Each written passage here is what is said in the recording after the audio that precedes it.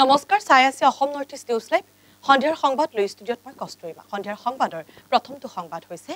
স্বচ্ছ ভাৰত অভিযানৰ অধীনত প্ৰথমবাৰৰ বাবে হাফলং চহৰখন সম্পূৰ্ণ প্লাষ্টিক মুক্ত কৰাৰ এক নতুন পদক্ষেপ গ্ৰহণ কৰিছে হাফলং পৌৰ বোৰ্ডে আৰু এই প্লাষ্টিক মুক্ত কৰাৰ নতুন পদক্ষেপ হ'ল হাফলঙৰ বিভিন্ন অঞ্চলত সিঁচৰিত হৈ থকা সকলো ধৰণৰ প্লাষ্টিক সামগ্ৰী গোটাই হাফলং পৌৰসভা বোৰ্ডলৈ অনা সকলক 1 কিলো প্লাষ্টিক সামগ্ৰী সলনি 1 কিলো চাউল দিয়া হ'ব ইফালে আজি হাফলং পৌৰ বোৰ্ডৰ অধ্যক্ষৰ উপস্থিতিত হাফলং পৌৰ বোৰ্ডৰ কাৰ্যালয়ৰ চৌহদত এক অভিযানৰ প্ৰৱৰ্তন কৰা হয়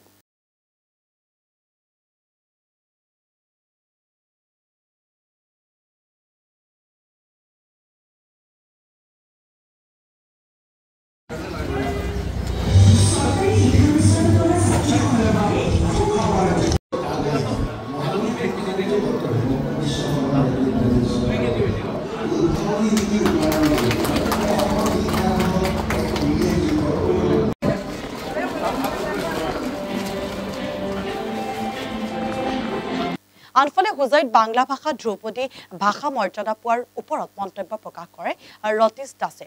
বিশিষ্ট কবি ৰতীশ দাসে বৰ্তমান এই মন্তব্য প্ৰকাশ কৰিছে মন্তব্য আপোনাক শুনাবলৈ বিচাৰিছো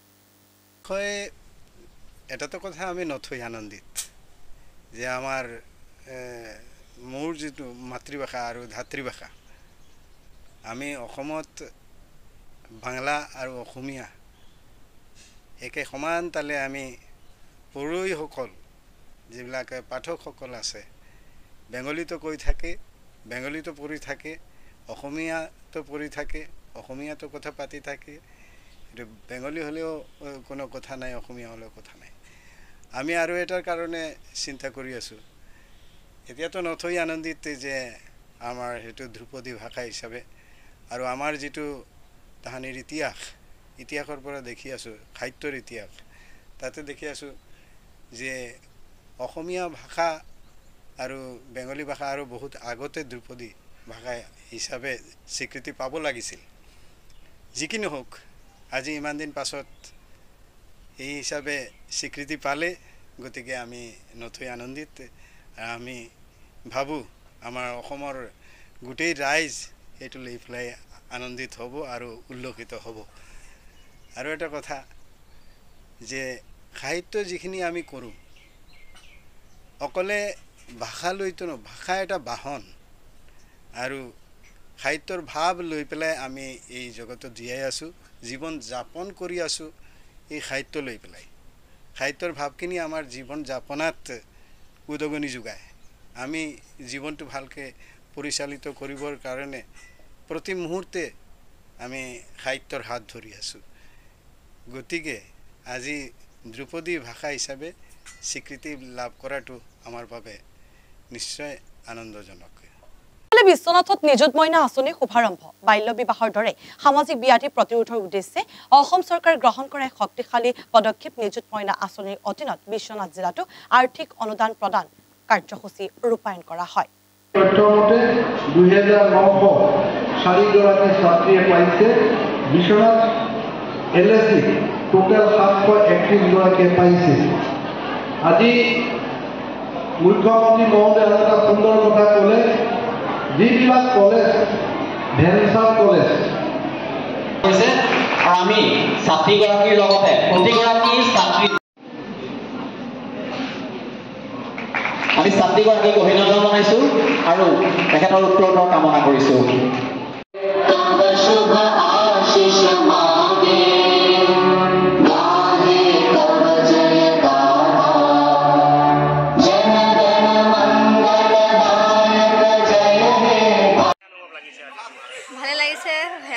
আমাক দিছে পইচা আমাক কিবা এটা সহায়ো হৈছে কিতাপ কিনিবলৈ আমাক সহায় হ'ব আমাৰ ভালে হৈছে কেনে আমি ধন্যবাদ জনাইছো হেমন্ত মামাক 11 ক্লাছত পঢ়ি আছো কিবা কামত কিতাপ কিনিবৰ কাৰণে সহায় হ'ব আমাৰ অনিতা টপ্পু বহুত ভাল লাগিছে এতিয়া 1000 টকাকৈ পাম মাহত বহুত ভাল লাগিছে ধন্যবাদ পইচাটো আমি হাত খৰচৰ কাৰণে আমাক লাগে কেতিয়াবা কেতিয়াবা নাথাকোঁ আমাৰ ওচৰত কিবা হেৰি কয় আমাৰ এতিয়া মানে কিবা যদি কৰিব পাৰিম আৰু পইচাটো সেইটোৰ কাৰণে লাগে আৰু কি কৈছে ধন্যবাদ মামা লৈ আহিছো আন এক সংবাদ নগাঁৱৰ হোচগাঁৱৰ সমীপত ভয়ংকৰ পথ দুৰ্ঘটনা মহিন্দ্ৰা DI বাহন আৰু মটৰ চাইকেলৰ মাজত সংঘৰ্ষ হয় এই দুৰ্ঘটনাটো বৰ্তমান দুৰ্ঘটনাত পতিত হোৱা যি আৰোহী দুজন আছিলে বাইক মটৰ চাইকেলৰ আৰোহী দুজন সেই আৰোহী দুজন বৰ্তমান সংকটজনক অৱস্থাত মেডিকেললৈ প্ৰেৰণ কৰিছে আৰু যিজন মহিন্দ্ৰা DI বাহনৰ চালক আছিল তেওঁ বৰ্তমান বাহনখন এৰি পলায়ন কৰিছে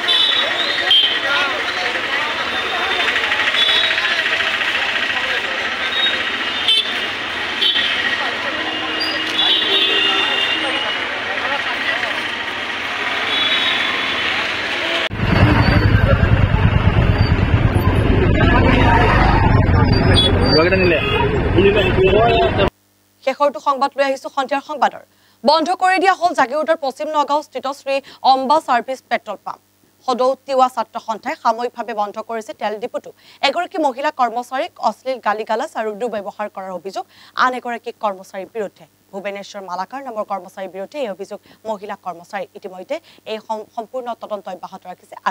আৰক্ষী চকীত গোচৰ ৰুজু কৰিছে সেই ভুক্তভোগী মহিলাগৰাকীয়ে চাই থাকিব Assam north east news live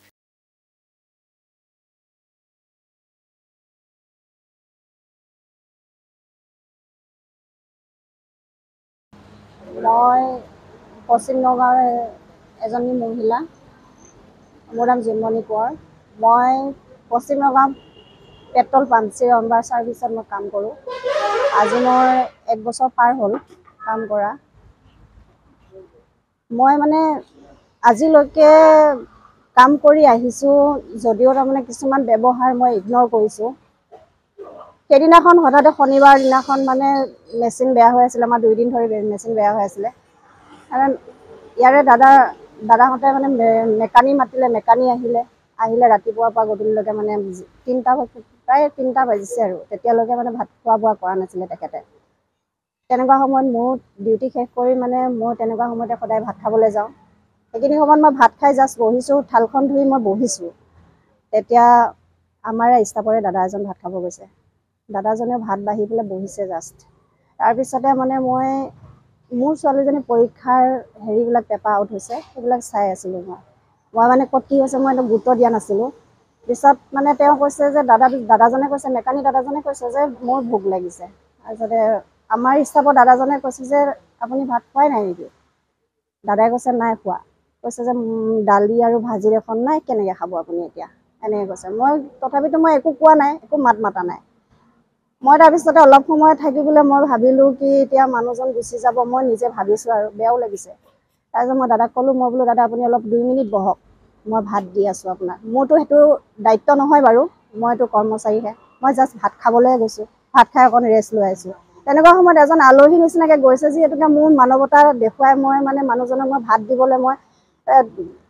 দাদাক বহিবলৈ দিছোঁ মই যে ভাত দিম দাদা বহক আপুনি 2 মিনিট কণী আছে যদি কণী লৈ আহক মই আমলেট বনাই পেলাই দিম দাদা ভাত খাব আহিছে হালৈ দাদা ভাত খাব আহিছে তাৰপিছতে তেখেতে মানে ৰুমৰ পৰা মোক চিঞৰি মানে কৈ আহিছে যে মই ক'ত থকা দেখা পালি মই দেখোন পাকঘৰত আছে অলৰেডি মই পাকঘৰত আছোঁ তেখেত নাছিলে পাকঘৰত তেখেত আছিলে ৰুমত তেখেতে মানে ৰুমৰ পৰা চিঞৰি আহিছে যে মই পাকঘৰতে আছোঁ কিয় তই মোক ফোন কৰি আছা মই দেখোন ইয়াতে আছোঁ এনেকৈ তাৰপিছতে মই বোলো আপুনি ক'ত আছে মই সেই দেখোন পাকঘৰত আছোঁ হালৈ দাদা গুচি গ'লগৈ আপুনি কণী আনিবলৈ দিছিলোঁ ক'ত আপুনি কিয় নাই কিয় কোৱা নাই কিয় কোৱা চব আছে অলৰেডি দালি ভাজি একোৱেই নাই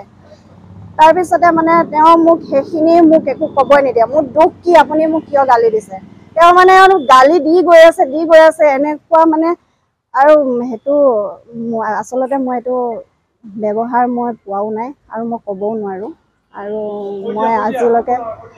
আজিলৈকে মই মোৰ ঘৰৰ মানুহৰ পৰা বা মোৰ মিষ্টাৰৰ পৰা মই এনেকুৱা ব্যৱহাৰ পোৱা নাই। না মোক মাৰিছে, না পিটিছে, না মোক গালি দিছে। মোৰ ইয়াত আহি মোৰ বেয়া লাগিছে। মই কৰ্মচাৰী হৈ আহিছোঁ, মই কাৰো নিজৰ